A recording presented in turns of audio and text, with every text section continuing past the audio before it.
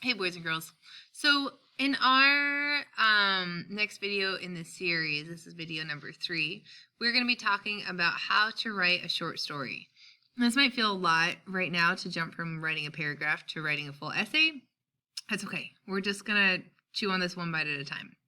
So, the first thing I want you to do is think about a moment from your childhood that you will never forget. And in fact, I want you to write that down at the top of your page, just like I have right here. A moment from my childhood that I will never forget. I want you to take 10 minutes and I want you to think and write down whatever comes to mind. Okay, and now what I want us to do is we're going to read through the essay. I'm not going to read the whole thing out loud. That would take a really long time. But I did share this essay with you in your Google Docs, so you should see it in your Google Drive under shared, or you'll see it in your email because I also sent a notification. But I will read the first couple paragraphs, and we're going to talk about those. In 1988, when my family declared its desire to emigrate, our homeland imposed a brutal discouragement. No person could leave with more than several $100s worth of possessions on hand. Guys, that's not very much money. So what would you take? My mother tried to bring her wedding ring, but it was seized at customs. In the Soviet Union, we were secretly wealthy, but we arrived in Brooklyn as paupers. We patrolled curbsides, washed floors for $3 an hour, and reused paper towels. I was 10 years old and I helped how I could. It's an old story for immigrant kids. You learn English faster than the adults, becoming their ambassador to this new world. You argue with 9X over the 10-cent discrepancy on the telephone bill and with the grocery clerk over how the potatoes are rung up. Joy is when you manage to ease the anxiety on the faces of people who, until now, were the ones you looked to for reassurance and calm. You wish you were old enough to earn real money instead. I don't remember how 24 Pepsi Colas ended up in our fridge, and I can't imagine the adults springing for such an indulgence. There must have been a sale. Then again, our first Pepsi in transit to America had been dizzying. That aristocratically minimalist little can with its sine wave of a logo was finally in my hands. How lightheaded I was after gulping the bubbles too quickly. But memory misleads. It was my first Pepsi. The indulgence sprung only for me. So now at this point, I'd like you to go and find that essay where I shared it with you and read it on your own. And then come back here and join us. Because the next thing we're going to do is we're going to trace the structure of the story. So, what did each paragraph do in this story?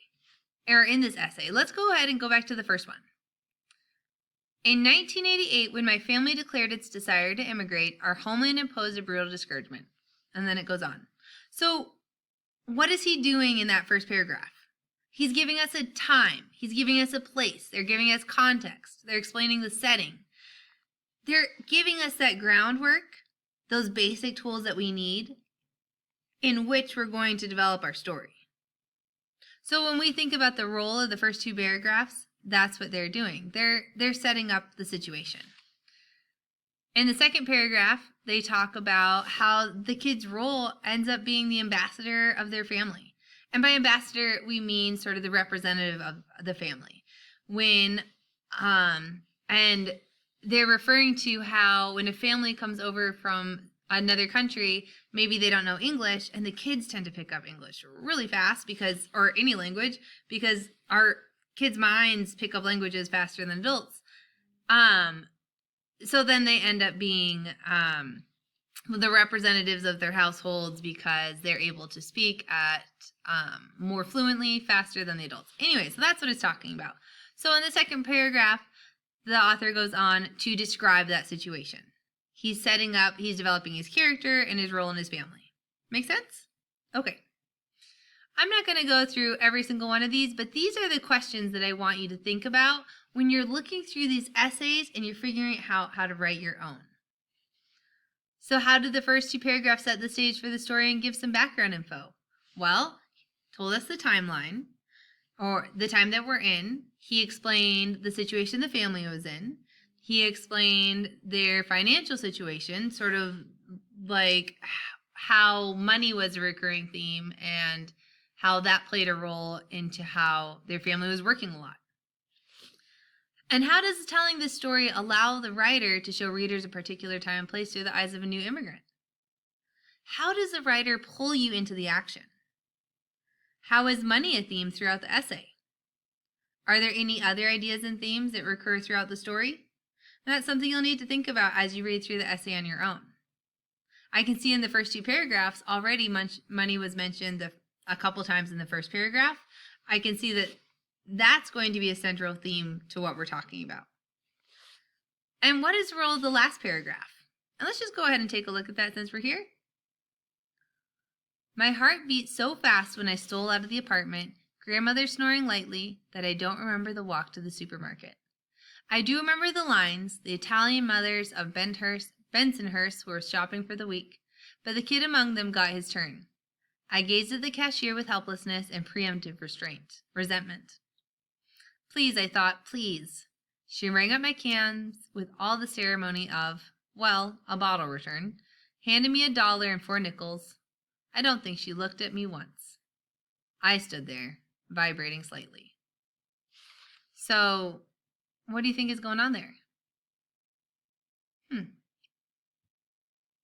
All right, so now we're going to bring it together. I want you to think about what you wrote for your memorable moment. If you didn't get something, that's okay. We have other things to work with.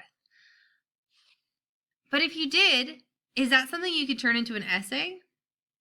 Could you expand on it? Could you add details and describe and add those layers like we did in our show, not tell practice the other day?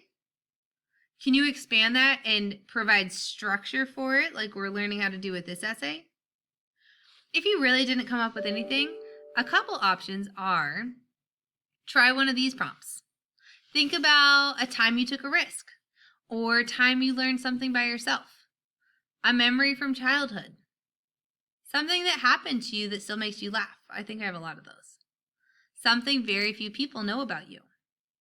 Something you regret. A time when you felt rejected. Something you're really proud of. Something that changed the way you think or look at the world, like something that changed your perspective. That can be really powerful. Think of how you're different from most people you know. What are some of your fears?